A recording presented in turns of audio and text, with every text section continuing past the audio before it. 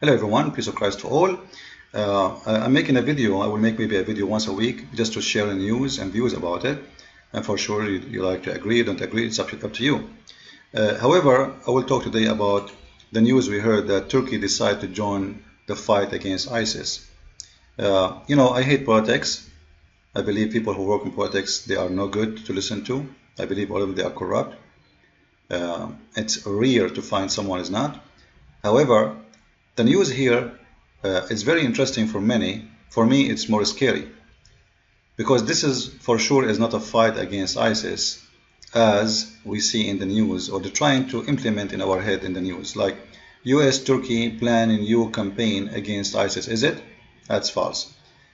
Turkey will never have a campaign against ISIS and will never fight ISIS. Count my words. During the war in Syria, always ISIS and Turkey, they are in bed together. All the fighters of ISIS come from Turkey. All the supplies, weapon, you name it, doctors, medicine, medical teams, even ambulance, everything ISIS they want, they purchase to Turkey, and everything Turkey want, they purchase from ISIS, which means the oil. Number one, actually, the only country who is buying oil from ISIS is Turkey. It's not a secret. Which means ISIS and Turkey, they complete each other. Turkey is the gate to ISIS for fighters, for money, for supplement, for even weapon, everything. And Turkey have a many benefit from ISIS, and I will count some of them. Just to refresh your memory, people, they watch news, but they don't really understand the news. If you go back in the news a little bit, you will see that during the war in Kobani, and always actually, not only in Kobani, Turkey refused to give any support against ISIS to the Kurdish. Has refused to contemplate.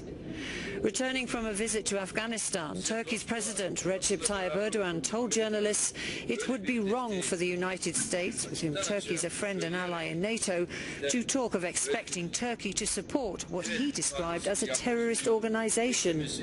So Turkey, there is no way will support a terrorist organization. Who are those terrorist organizations? Those are the Kurdish who they are fighting ISIS.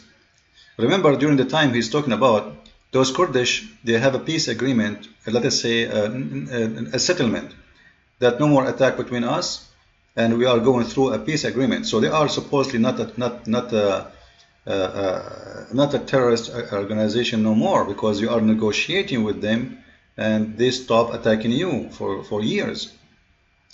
But now, because ISIS is doing the job, ISIS is attacking Kobani, and ISIS is killing the Kurdish left and right, they are going to do a mass massacre. So Erdogan, he have a plan. Let ISIS do what we cannot do. If we go and attack them, the whole world will go against us. ISIS attack them, they will say terrorist. So the plan of Erdogan is, the agreement between him and ISIS, you clean all the borders of Turkey and Syria for us from the Kurdish. In return, we give you all the supplement you want. Our gates for your fighters will be always open. Our support will be unlimited. And to give you money, we will buy the oil you steal from the land of Syria and from Iraq. This is the agreement, which people don't want to understand. So ISIS is doing a big favor to Turkey to cleanse the Kurdish from all the land which is in the borders between Syria and Turkey and even Iraq. This is why Erdogan, he was watching the war in Kobani, and he's having fun. He expected that the Kurdish will lose big time. He never thought that they will win. This is why even he refused to give the chance to America, to USA and the NATO, to use the bases of Turkey in Turkey to attack ISIS from Turkey. Well, why don't I do that? Okay, you don't want to attack ISIS yourself, fine. How come you refuse to give USA the chance to use the base which is their own to attack ISIS, which is going to make it a lot easier, because simply have an agreement with ISIS. We support each other, we don't attack each other, we are friends. This is one ISIS, they attacked the city of Al-Mosul, they captured more than 70 employees in the embassy of Turkey in the city of Mosul. None of them harmed, all of them delivered safe to Turkey. All of them. Not even one person was hurt. All right? They treat them as kings because simply those are friends. So we need to remember that don't believe in the news when they say to you that Turkey is going to join USA to fight ISIS. This is another joke, another lie. It's the same when Obama, he invited 40 countries in a conference to say what we can do to fight ISIS, but the fact none of them fight. Who's fighting ISIS? Nobody. After all those conferences, who is the one who is fighting ISIS? None. They are just fooling us. They don't want to fight ISIS. Nobody wants to fight ISIS. They want ISIS to grow.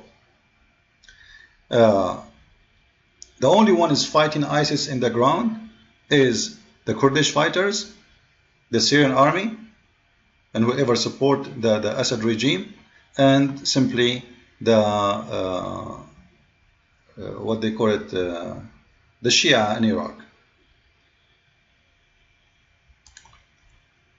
I found this map, which is very interesting in the internet. This is how Islam started in Mecca, and this is how it grows by sword. Let us say 90% of the Islamic growth was by sword, especially in the Middle East area. So here we will see a very interesting map showing you what Muslims plan through history. Is Muslims want really to spread religion, or they want to build a state? Always it was about building a state, not spreading religion. Religion is just an excuse. It's a tool to use. And you will notice that the Muslims, the first thing they try to accomplish is to control, let us say, an important areas. Like here, if we control it, we control this exit for the sea. We control the exit for the sea. We control the sea. They controlled all of North Africa. So all the trade business of slavery through in the last few centuries will go through Muslims, and Muslims make fortune from it. All the supplement of the filthy business of slavery was going through the Arab Muslims, and they are the one who send them to the white man. And yet the Muslims, they say Islam is against slavery, when the fact Islam is one of major things in Islam is promoting slavery. So the plan of Erdogan was, in the beginning of the war, Erdogan have a Muslim party, which is the Muslim Brotherhood. It is a Muslim Brotherhood party. Gaza already under the Muslim Brotherhood party. It's Hamas. They have different names, but they're the same party. Most of Jordan population is Muslim Brotherhood. The war happened or started, let us say, in Libya first. The revolution happened in Tunisia, but it was a peaceful one. Then the president here ran away to Saudi Arabia. Then the NATO attacked Libya and get rid of Gaddafi. Then the Muslim fighters took over, and until now they are over. And the Muslim Brotherhood at that time, they are already in control of Egypt, all of Egypt. They win the election, and they have the president, which is called Morsi.